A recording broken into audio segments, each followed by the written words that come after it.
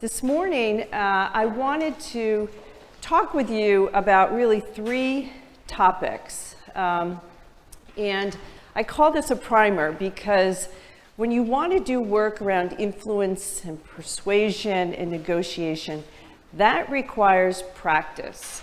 That is not something where you can have a lecture and then you go out and you're all set and ready to go. But it's really important to be thinking about these three different areas as a leader. And they're different, but there is some similarities. And so what I want you to be thinking about is what are the challenges that you have back at your institution? So that's what we've been talking about these past couple of days. You've been really terrific in putting together some information before we even came to think about what those challenges are for you back at the institution and how you can learn from the work that we're doing here this week to bring back to your institution to address those challenges. And some of you shared some of those challenges yesterday. And so we want to be giving you the tools to be able to address those. And so as I talk this morning, I want you to be thinking about your challenge. Is your challenge at all within the topic of influencing people? Because we're going to talk about what are some of the things that you could use when you want to influence people as a leader. Is your topic more one about you're trying to persuade people back at your institution? And we'll talk a little bit about what are some of the factors, what are some of the things that play into your ability as a leader to persuade people. And then we'll talk a little bit about negotiation. And again, negotiation is really, there are 4 steps to it. If you think about it methodically, we in the US are often negotiating car prices. So I don't know how much you guys do that here, but you can get experience throughout your life in different areas of what you're doing in life. It doesn't have to be at work, but we're constantly negotiating. And there are some ways in which you can think about that before you walk into a negotiation with another party. So those are the 3 things we're going to talk about as I move through this morning. Really think about your challenge and does it fit in with any of these 3 topics. I have no disclosures. So here's the agenda. What is influence? We're going to actually just define it so we think about that as a leader. What is influence and what factors play a role for people who we're trying to influence in their organization? What is persuasion? And there's a little bit of a difference there between influence and persuading people. And what's a helpful approach to persuasion? And we'll go through that, and we'll actually do an exercise in where I'm going to have you think about a topic or something that you want to do to persuade them, and then a framework of how you could go about doing that.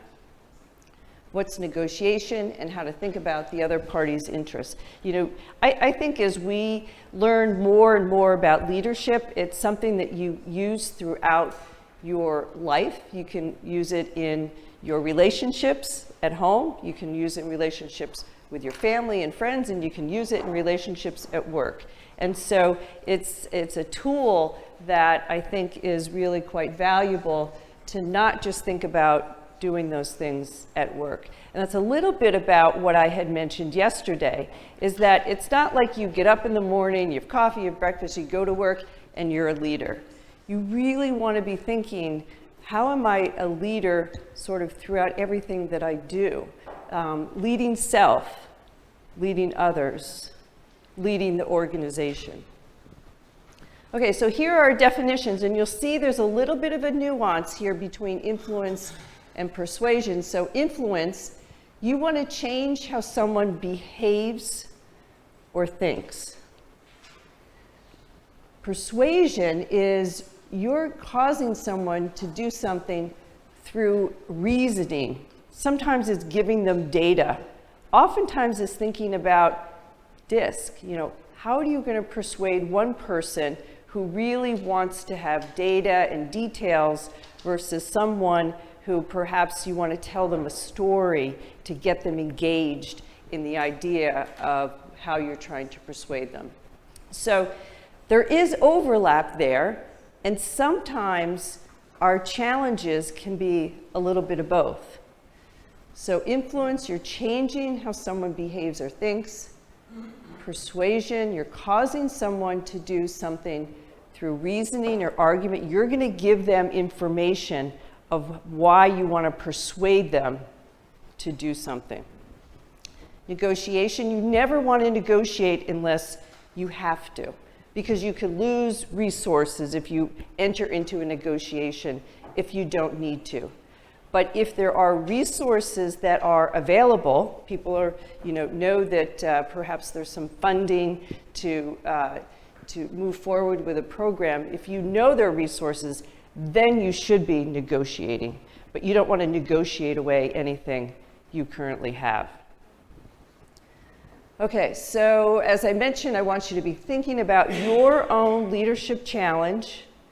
And does that challenge involve influencing, persuasion, perhaps a little bit of both? Or do you need to negotiate to get resources or something else? So again, there can be overlap. So the first one we're going to talk about is influence. So there are two key components to influencing. One is your credibility. Do people believe in you? And it's also about relationships. Do you have a relationship with someone? Those two things are very helpful. They're not required, but if you want to be successful, if you already have a relationship with someone, if they already know you, if they already believe in you, that's really helpful. And so that's where there's the argument in which you want to network with people. You want to get to know as many people as possible. You want to have relationships with them because it's so much easier to convince people if you know them and if they know you. And if they know you to be someone that they believe in, they know you can accomplish things, they know if you say you're going to do something, that you do it. So credibility and relationships. So again, the definition, you're changing how someone behaves or thinks. This second bullet is really important. It's their perception of you. As we talk about influence and persuasion, it's really what they think of you or what they need from you. Negotiation, what do they need? It's not you. It's all about the other person that you're working with. So you want to be thinking about what is it that that person needs? How am I going to influence them? How am I going to persuade them? How am I going to negotiate with them? Their perceptions of you. So again, to influence, you need credibility. And this is where it can be really helpful. And that credibility can be your credibility. They know you, they believe in you, they know you'll get work done, they trust you. But if they don't know you that well, you can borrow someone else's credibility. So an example would be a lot of what I've learned about influence and persuasion and negotiation is this person, Richard Schell, who you have the reference to his book. He comes and talks to my leadership program. And he called me up like 2 years ago and he said, Trish, I am going to be starting my sabbatical. And with my sabbatical, I really want to focus on nursing and how nurses have difficulties at the front line working with other people. He called me up because he needed to be able to have access to nurses in a healthcare institution. And he knew my role at CHOP, and he knew that I knew the nurses and the staff there. And so he looked to me in having the credibility at CHOP. He had no credibility. He worked, at Wharton and was not part of the CHOP system. But he borrowed my credibility so that I called up the nursing leader and said, this guy, Richard Schell, he's really good. I know him very well. You know, what he says he's going to do, he does. He's excellent. He's written a book on negotiation, influence, and persuasion. So he had the relationship with me. So there's part of the help there in being able to help him. But that's an example of borrowing someone's credibility. If he just called up the nursing director and said, you know, I want to be doing this work, he may have been able to do that if she knew, you know, he's an expert in this area, but she didn't really know what he was like working with people and having relationships with people. Could she trust him? A lot of what we do in leadership is whether or not people can trust you. And so you want to be able to build that trust. I had had a relationship with him for years, having him come to my program. And so that's an example of borrowing credibility. So when you're thinking about wanting to influence people, if you already know them, you have a relationship with them, that's terrific. But if you don't, there may be other ways to be able to influence them through that credibility. So another way to influence people can just be from your expertise. So on the one hand, we are kind of influencing you all to be better leaders, right? So if you thought we didn't have the expertise, if we didn't have a track record of doing this, I don't know, would you be listening to us? I don't think so. So having that expertise really helps. Having Richard come to my program when nobody knows him, he's got expertise because he's written a book on how to negotiate. So just having that expertise is really helpful. And so you build that expertise, you build people understanding what your knowledge is and what you can offer through your expertise. And so I would offer to you that we are influencing you this week. Because here we are talking about leadership, and it's really, you know that this is something that we teach and work on quite a bit. So expertise, do they think you know anything about the subject matter? This is sort of easy, right? We don't have relationships with you as we walked in the door Monday morning. You know, we're kind of establishing them now, hopefully, but you are getting to know us. But just the fact that we teach this and we work on this back at our own institution kind of tells you we have that expertise. Competence, do you have a track record? Do you think that they can do it? Again, it's the trust part. You know, what you want to be careful about is if you tell somebody you're going to do something, do it. Like there have been times when I'll have a meeting with them and they'll offer, Trish, I'll go and do this and I'll get back to you. I pay attention. Did they get back to me? If you say you're going to do something, make sure you do it. I've had people be in a program and we ask them to provide feedback. We want to know, what do you think of this program? Please fill out this survey. I know you pretty well. We've spent a whole 9 months together, working together as a group. Please give us information back in the survey. I take note of the people that my staff have to go back to and say, please fill out the survey. We want 100% response. Just do it.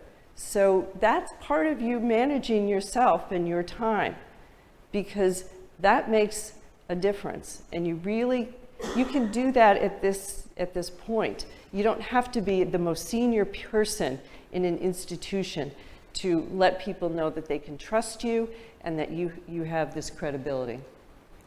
So authority, do others think you have it? Now that's another level if you think about authority. So if I had my department chair say to me, Trish, we'd like to do this. This is, you know, an area that we want to focus on. I know he's got the authority. That's not a question. I don't have to think about whether I trust him really. I know he's got the authority and I should probably do what he's asking to do. So authority is another level as well when you're trying to influence people. But I would say to you, you don't have to have that authority to influence people. So a lot of people will worry, like, they don't report to me, I'm not their leader, I'm not their boss. You can influence people without having the authority if they believe in you, if you've developed that credibility with them. So everybody should be working on that now as you work with people in your institution. Trustworthiness. Do they think you can be trusted? This is one of the most important things in leadership. Do people trust you? And I can tell you that if people don't trust you, they will not work with you. I've seen it. I've been involved with it with people, whether or not I trust them. And so you want to make sure that you feel as though you're somebody that they can trust, and you've demonstrated that to them. You've built your credibility with them. It's really important. And once you build that credibility, you don't want to do anything to damage it. And the thing is, it can be damaged in a minute. You have to be really careful about how you behave and how you act, because you always want people to trust you. And within a very short period of time, if something happens, it's very difficult but possible to build that trust back up, but you don't want to affect that. So I hope you're thinking about whether or not any of your challenges are involved with influence, because I want to regroup before I move on to persuasion. But as I said before, you can influence with or without authority. The credibility and the relationships are the two key things to be thinking about with influence. So again, can you enhance or borrow credibility like Richard did? He borrowed my credibility to increase the chances your idea is given the attention. You even have to get to the point, well, will they pay attention to me? The second part, relationships, as Richard did, can you leverage your relationships so someone opens the door to the people you need to influence? He never would have been able to do it, I don't think, if he didn't have the relationship that we had. So don't feel like you can't influence people because they don't report to you, because you don't have that authority. You can influence people. So this is the last slide on influence. Focus on how your objectives support the organizational goals. This is really helpful with your boss or the people that you work with. That's sort of your way that you're influencing them, what they want, what they need. Emphasize how the benefits outweigh any costs and risks. And problem solve with your boss. You know, that may be a way in which you can think about how to move forward in influencing them.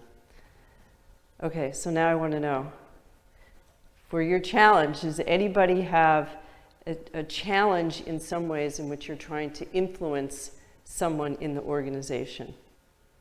How about we talked last night at dinner? I remember you talking about how you were trying to influence people to hand wash, hand hygiene when you were in the UK.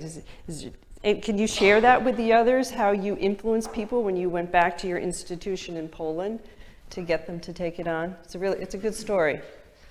Well, when I worked in the UK, what I found the most striking was that there were alcoholic gel dispensers all over the place. I mean, and it was very big emphasis put on hand hygiene.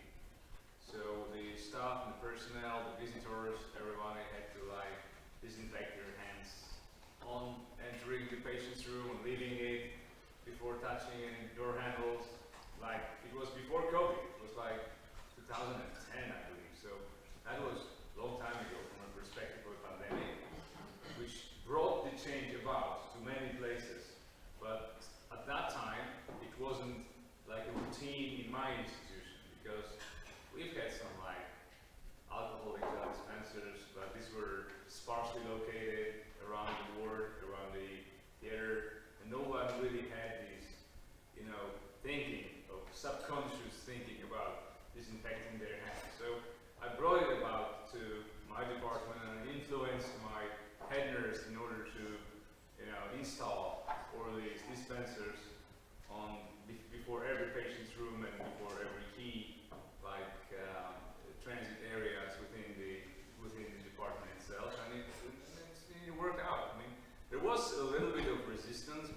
was like quick to persuade people like, what? There's nothing to resist. I mean, it's so common sense. Yeah. That is, I mean, there was no place for like discussion because there was nothing to debate on. That was Yeah. common sense. So that was easy to influence because it was like so straightforward and so common sense that everybody actually embarked on it. Yeah. I would argue that they must have known you, though, back at your institution, that you're a reasonable person. That, yeah, so many years they knew you. You had relationships with some of those people. They knew you, you know, who you were and what you were trying to do. And I have to say, that's what a leader does.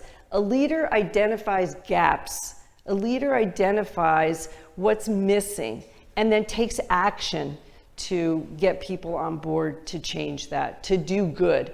And so I would argue, in some ways, maybe you're being humble, that you knew people at the institution. They knew you. They knew that you were trying to do the right thing. And as a leader, you were identifying that there's a gap here in the institution. We can do good. And you were able to do that. So great thing. Karina, yes. Do we have a microphone? I just want to make sure everybody can hear you. Yeah, I get it. Got it. Thank you so much.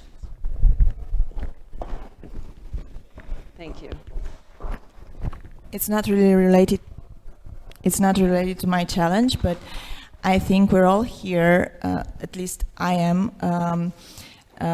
trying to develop myself. But I also hope to go back home and share about this program, because the term of leadership in our country is not very well developed. They all talk about management, there are management courses, and I really hope to share my experience here and maybe influence through this other people that are in better positions to take action. That's my goal. Yeah, that's great. Thank you.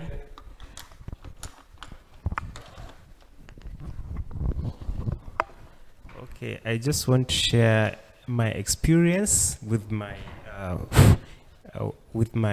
boss in the head of department. He has a problem that some of our colleagues in working in ultrasound room, they don't come to work very early. They come very late. They come very late to work. Yes, they come very late to work. And they tried so many ways to encourage them to change. They refuse to change. And so my boss decided to be coming very early before everybody. He would sit down in the room and do the work. And by the time he finished, around 2 o'clock, he would just go take us to the common room, take coffee, play football and stuff, while others, they will be still in the department. The latecomers will still be there doing they couldn't finish their work in time. So they stay in the department for longer, tired, and they don't have the opportunity to join us in the coffee. Oh, no fun for them. Yeah, so over time, they realized the value of coming very early to join us in the coffee and other things. So over time, people began to be coming early because our boss influenced the way they behave, and things got better. Little way to incentivize people. You want to have fun, get to work on time, get your work done, right? Yeah. Good example. Anybody else?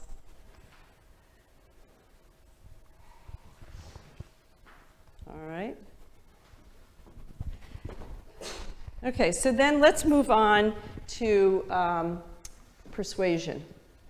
So when you want to persuade somebody, you're doing it through reasoning or argument. And in some ways, you could be giving them data, you could be telling them a story, but you're trying to persuade them not just through your expertise or because you have a relationship with them, but you're trying to do that by giving them information.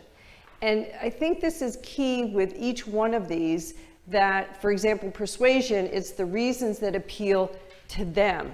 Okay, so it's not for you. Like, you may believe that this is something that's important to do, but you have to be able to think about what is important to them. It's really from their perspective, if you want to persuade them. So if they don't think it's important, it's going to be hard to persuade them. So you really want to be thinking about what are the reasons that appeal to your boss or to other people that you're trying to persuade.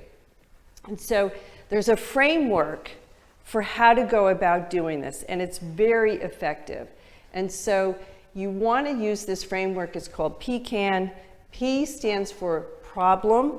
So I'm going to have you actually do it. So think about something perhaps at work or at home or in a relationship in which you want to persuade somebody. We're going to try and take this example of starting with the problem. So you have to define it in terms others can understand, and the key, they can relate to it. If they think it doesn't make sense, it's not going to work. It made sense to do what he was doing in the institution to use hand sanitation. Causes. So analyze the different causes of the problem for your boss or for whoever you're trying to persuade. Present your answer and say why it's feasible. Like, why would it work? Don't give them an example and give them an answer that just is not going to work in the institution. So you've got to really be thinking about that. And then what are the benefits? Describe the benefits of your answer compared to alternatives. And sometimes the alternative is to do nothing. And that perhaps is not the best alternative. It's perhaps not the best approach to be thinking about. So you want to simplify using this model. I would propose do this when you go back to your institution if you're trying to persuade somebody. You want to support your idea with language that is important to the people that you're trying to communicate this with. So what's the data? What's their disc style? Do they want to have data? Do they want to have information that way, or do they want to hear a story about how a child got very sick because we weren't using hand sanitation the way that we should have been? Was that a safety issue? So you can support your idea through having different pieces of information: data, inspiration, a vision. Sometimes we do benchmarking. We say, our competitors are doing this, and this is how they've been able to achieve the work that they think is important. And so benchmarking with other institutions, particularly competitors, can be very effective in getting people to think about, whether or not they should change. And when it says make it memorable so it sticks, that's when you can tell stories. That's where you can say, this is what happened, and this is why we need to be thinking about persuading and doing something different. Okay, so this is the activity, kind of prepared you for it. I want you to think about a problem that you have that is either at work or it's at home or it's wherever. You want to use the PCAN approach, this framework. So start out with what's the problem. I want you to write it down because I want us to share it with others how you did this approach. Because unless you do something, you're not really going to learn how to do it. So it's worth our time to do it. Define the problem. That's the P. C is what are the different causes of the problem? What's your answer? But you want to present your answer to the problem and demonstrate it's feasible. And then what's the benefits? Describe your benefits to that answer compared to either doing nothing or compared to other possibilities. Perhaps someone else is trying to convince your boss to do something. And so maybe they have different answers to it. You want to think about what are the different alternatives. Think about whether or not there's benchmarking, when you're back at the institution, perhaps not right now. So I want you to take some time to do this because having done it myself in different circumstances, I know it can be effective. So if you could do that now, we'll give you some time to think through that problem, and then we'll have some people share. Any questions about it? Okay. Yes, in the back.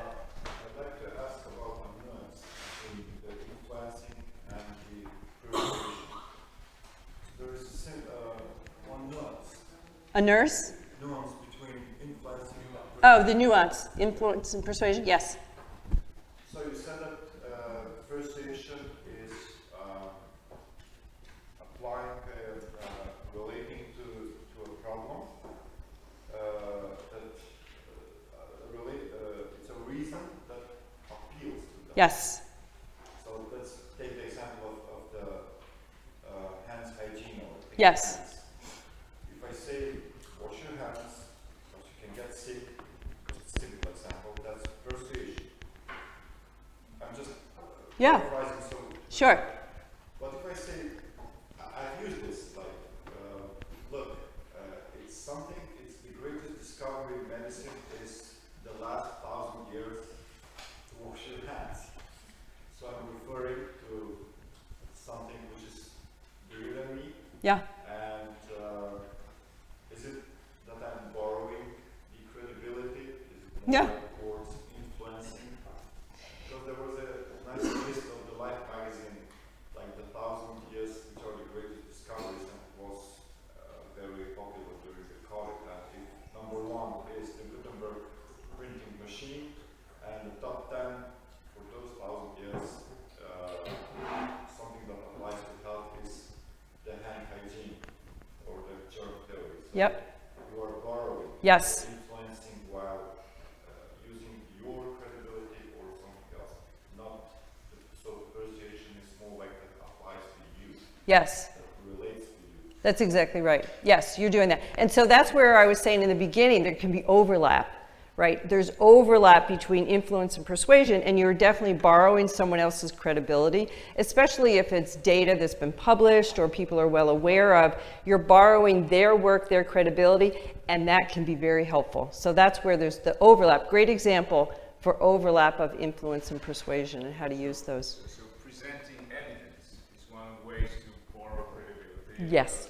because You not always have the expert at hand. I mean, you cannot always invite someone to present data for you. That's exactly right. So you can use someone else's data, it doesn't have to be your data, but that's exactly right. And that can be very helpful. Yes. I was wondering, you were saying that one of the ways of influencing people is building relationships. Yeah. How do you go about doing relationship? Because that's where I think I might be struggling in building relationships with someone who will probably be your boss, but you don't have many things in common. Maybe you're not meeting up for Yeah. maybe a sport or something, or music, or whatever. How do you build that relationship? Yeah, so, that relationship can just be built at work, just getting to know somebody. Sometimes when you're working with them, they get to know you, but it doesn't have to be that, it's after work and you're going out with them for them to get to know you. It's really just over time, they kind of get to know you. You walk into work and you're kind of like not so, friendly or nice. Well, that's going to stand out to me. Why am I going to say hello and want to spend some time with you? But if I know you to be someone who comes in, how are you doing today? Very caring. I mean, it can be very little things over time. It doesn't have to be anything major. But then over time, as you're doing that, you're getting to know that person a little bit here, a little bit there. They're getting to know you and what you're like. How do you treat their secretary? How do you treat their people? Are you friendly? Are you nice to just everybody? Right? And so they kind of just get to know you as a person without having to go out to lunch with them. It just can be the working relationship that you have with them. It can be you saying to your boss, I'm going to do this, and then you do it. So it's just little things that you don't have to worry about. You have to, be having a super amount of time in relationship with people. They get to know you over time, I think, just like anybody else. Does that help? Yes. Yeah, good.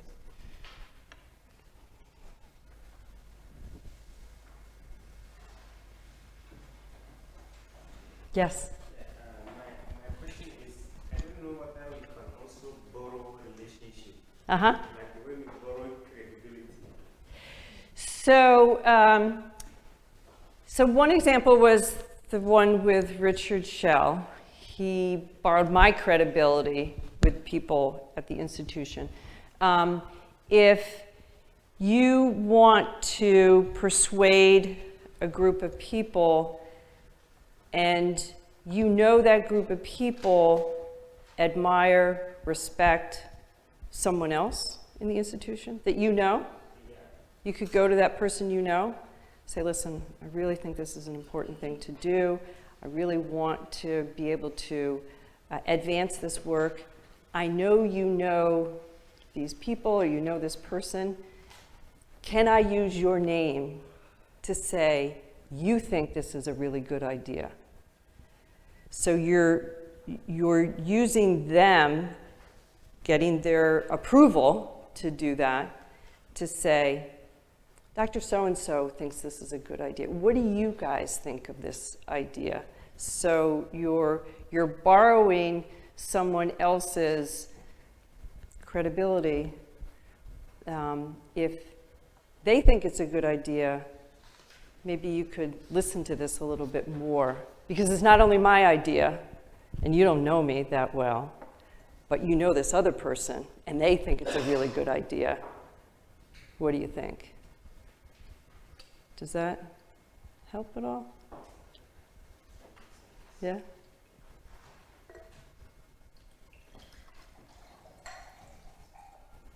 You guys written down PCAM? Yes? Right now, we're having a problem at our hospital because all our neonatal units are full. We don't have any place for babies. Thank you. Yes, we are having a problem at our hospital because all of our neonatal units are full. We don't have any place, no place for any baby.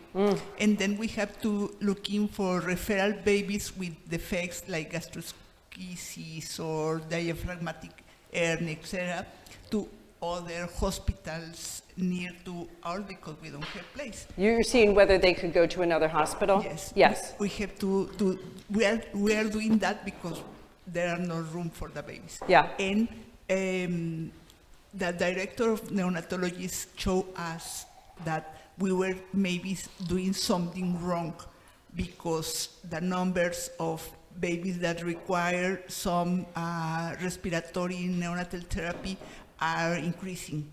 Yeah.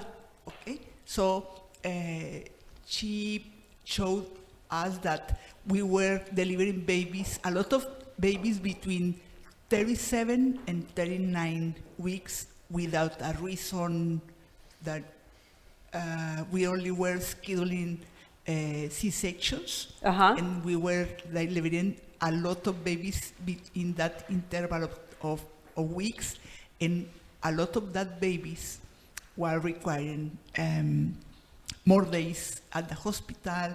They are requiring like CPAP, and they were requiring extra therapies. Yes. So that was the cause that she showed us. Then the answer was to, we need not to schedule any C-sections before 39 weeks. But she showed us with numbers that we were doing something wrong. Not only because she said, it's because she had the numbers and the evidence that what had happened since the last year and this year what was happening. I see. So we got convinced that if we don't have a real reason to schedule a C-section, we have to wait up to 39 weeks. And now nobody at the hospital can schedule a C-section for 39 weeks if it's elective. Yeah, so the data worked. The data were convincing to people to change their behavior. They convince us, or persuade us to do different things because we're really having a big trouble with all that babies that really need a place in the therapy of in the neonatal therapy, and we have to be like referring that babies that really need the attention because we have a late preterm in the That's great. in the incubator. Yeah, the power of information. It's not just, I think we should do this. It's providing the data, a story, a reason for why you need to make some changes. That's great.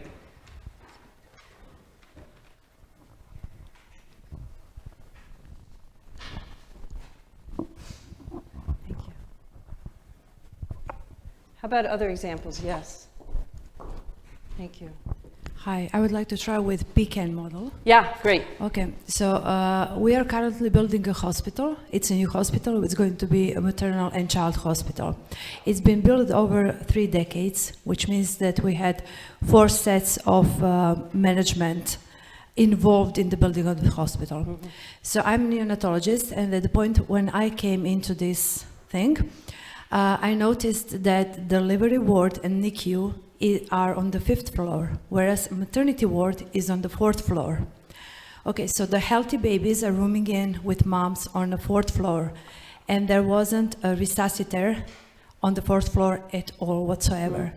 So I came to the architects and I said, okay, we should have a resuscitator here and with the management of the hospital. So they said, no, that's not possible because we don't have the gases situated in that room where the healthy newborn babies are going to be.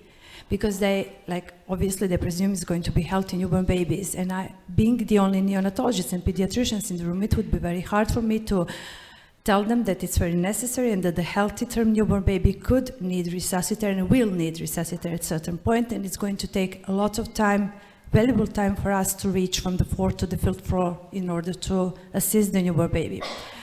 So what I did, I immediately saw it's going to be a problem. Yeah. So instead of trying to put the resuscitator in this room where it was supposed to be where the regular cots are, for the babies when mom would like to rest, so the baby would be there for taking care of like a kindergarten thing, for the newborn babies. I just saw there is a room next to this one where they have some gases in. Mm-hmm. So I came back to them and I said, how about we are going to order 1 extra resuscitator? We are going to put it here. And just in case of emergency, we are going to go enter into that room and we are going to assist our newborn baby. And so I, using, I guess, this model. Yeah, sounds like it. Very good. Yeah, we managed to do that. So now we are having a resuscitator. We are moving into our hospital by the end of this year, and we are going to have the resuscitator in this point. Actually, I managed to put 2 of them in that floor, in the same manner, on different sides of the floor. That's fantastic. Yeah, that's thanks. really terrific. Think about how you help those people in such a nice way. Excellent. It's a great example. Yes. Hi, this was a recent interaction between myself and and diabetes team. Mm. So the problem has been we've been faced with many children from Ukraine with type 1 diabetes, and there is a language barrier. We don't have enough interpreters to help us. Mm.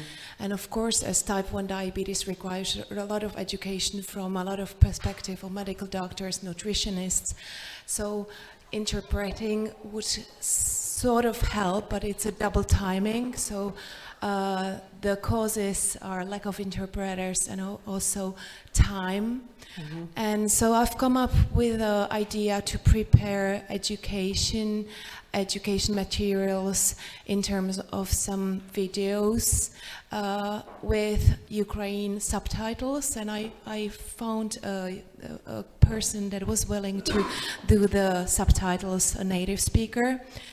And the net benefits I was presenting to the team was we don't need to hire interpreter, and that was not possible. Mm-hmm. And we also save time, and it's a long-term program, also long-term tool for our patients speaking our language, so something that can be used in future. That's fantastic. So it's like you did this whole model in your own mind without necessarily having it, but it sounds like you hit upon each one of those, and it was feasible. Like you knew you couldn't hire somebody, and so you had to figure out a way that was feasible that people were going to accept it. Yeah, very nice. Do we have one more? Anybody? Yes, great. Thank you. So a problem that we have at our ER is that we have like worksheets, like different protocols that we have to fill in. So we have like the intubation protocol, non-invasive protocol, diabetic ketoacidosis, sepsis, or intubation. So every time there is the end of a shift, the fellow has to give us all these papers. And the problem is they don't do it. So it is something that we have been struggling with for some time, because every time, since we have more different lines of research, we have more papers. And so they have to fill in a lot. Yeah. So some of the things that I've analyzed as causes that they don't do it is because it's a lot of paperwork. They don't have to just, do the paper. They have to save the patient, and they have to do CPR and do the actual work. Sometimes we don't have the papers, like physical papers. Some of them give it to the resident, and the resident doesn't know how to fill it in. And some just don't care. They don't see the difference. The difference doing it or not. And so the answer, some of the things that we have been doing, because we have been trying to fix it, is that we assign someone every shift. Like this time, it's not the fellow that's in charge of the whole shift, but the fellow chooses someone, and it's like a assistant or secretary that keeps all the papers, and at the end just hands them in. We started doing them online so that it might be easier for them to just do it on the iPad. The boss hired not the boss, but we use the help of the scholars of the students that haven't finished yet, and so they're like looking for the papers in the morning. And something else that I was thinking about is that we work in the ER a lot with incentives and prices and sort of like pens, like what Dr. Scott does. Yeah. And so we give something that it's called the Oscar each month. So we bought an Oscar, like the Oscars, and we just give it to like the best resident, or at least the one that did his greatest effort. But the people that vote are the residents and the fellows, and also the attending. So also we could give a little something to the person that actually hands in everything. And the other thing, the net benefits, is that this is what help us know what we are doing, the work that we're doing. Let us measure what we're doing good and wrong, and also what we have been able to show our residents and our fellows is that we can work on the things that we're doing wrong, and this is the basis for good publishing. So that is what we have been doing. That's fantastic. I love it. You hit every single one of those: the problem, the cause, the answer, multiple causes. You really kind of looked at all the different possibilities as well as the benefits. So that's perfect. So that's exactly what you want to be doing when you're thinking about how to persuade somebody to do something different, and clearly identified that there was a problem there, and as a leader, you took those steps to make things better. So very nice. All right, so let's move on to negotiation. Oh, this is the last thing about persuasion. I like these little cartoons. If you'd work on your powers of persuasion, you wouldn't need the collar and leash to persuade me. So negotiation. So it's between two parties. It's kind of a little bit of a dance. I'm sure you've probably negotiated different things in your life, and you kind of know it's a little bit of a back and forth. This is a really important thing to understand. So this is information about how people are during negotiation. If you gather a lot of information, you can see here those skilled negotiators who ask questions, they do it 21% of the time. Whereas those who are just sort of average at negotiation, it's half of that. And so the reason to ask questions is to get as much information as you can with the person that you are negotiating with. You want to test for understanding. So as you're going through the negotiation process, you want to make sure that you're understanding what is important to them from their perspective, and that also helps them to understand that you are getting what is important to them and you understand that as well. So it's a good way to do this. So average negotiators test for understanding 4% of the time, whereas skilled negotiators are doing it twice that amount of time. And it's also good to sort of summarize. I don't know if you've ever been in a meeting, but in the sense of you've gone through this process and then you just kind of move on without summarizing. I love it when you're in a meeting, people sort of summarize, okay, so this is where we are now. And summarizing when you're negotiating is also found to be very effective. So when you are negotiating, get as much information as you can up front before you are fully into the negotiation process. So I want to emphasize with negotiation, it really can vary depending on your culture.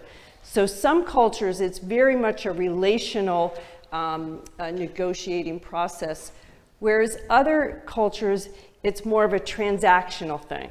And so it's not as though we can sort of be very specific on how you should negotiate, because it's going to differ depending on your culture and who you're negotiating with. But there are generally 4 stages to think about when you're negotiating. And the first one is to prepare. If you don't prepare before walking into a negotiation situation, then you're already behind the game. So you want to be preparing. You want to get as much information as possible to think about what is it that the other party wants, what's important to them.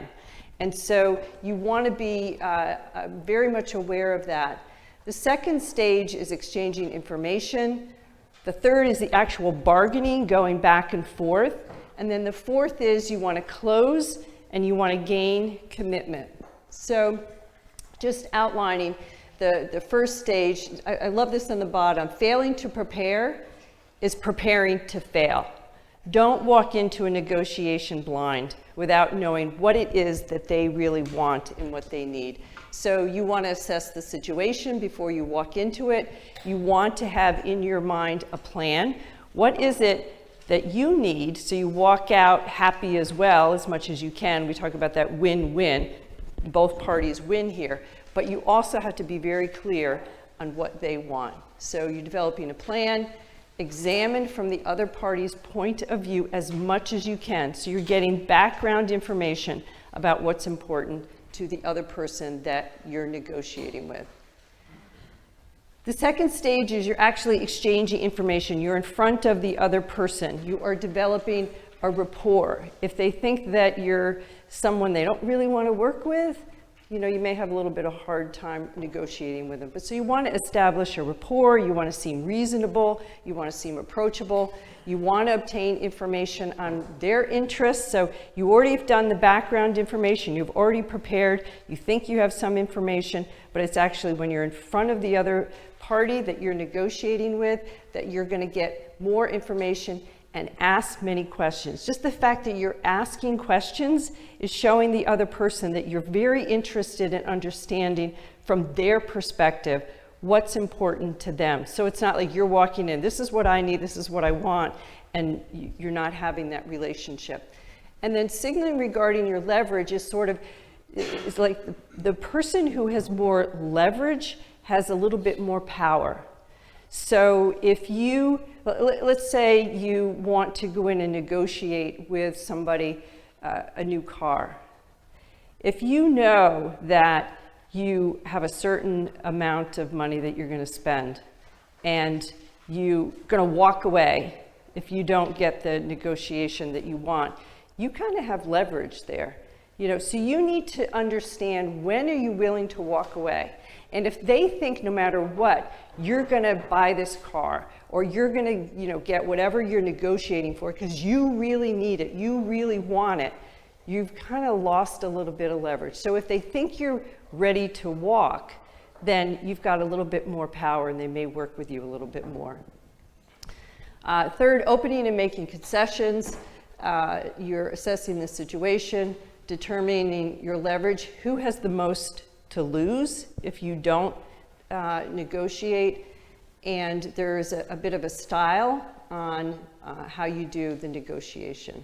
And then the last is summarize, identify any next steps, and commit to your decision. So again, it depends on your culture. It's very hard to be very specific about negotiation, other than these are really steps of the negotiation process. You want to be thinking about it and prepare before you go in to negotiate. So here are just some tips as we wrap up. Again, you need to understand the reason why someone is negotiating. What is it that they need? You need to be very clear about that. Negotiation really works only with data. Data can be very important and is very important at times. You want to frame it the way they want it. You always want to be thinking about what they want, knowing sort of what you need and what you want as well, but you can't just be, this is what I need, this is what I want. You need to be able to negotiate there. Frame it the way they want. Their mindset matters, not yours. Be persuasive and not necessarily right. It's another important component. And you don't want to be emotional. You really want to be sort of more factual in the negotiation process. So this is just a summary as you look down. Influence, as you remember, we talked about relationships, how important relationships are when you're influencing people. You want to enhance or borrow people's credibility. That's going to help you with influence. Persuasion, develop your pecan pitch. Think about what are the barriers to persuasion for each person. And also think about, is there somebody that you should meet with next? And so that was the example with Richard calling me up. Who did he need to meet and talk with before he went to the nursing group? And then negotiation, there are different styles, different personality factors, clear goals. Standards can help you when you're trying to justify the reason that you have for negotiating. Relationships, interests, and leverage. And so remember, the influence is their perceptions of you. Do you have credibility? Persuasion are the reasons that appeal to them. And negotiation involves their needs and their fears.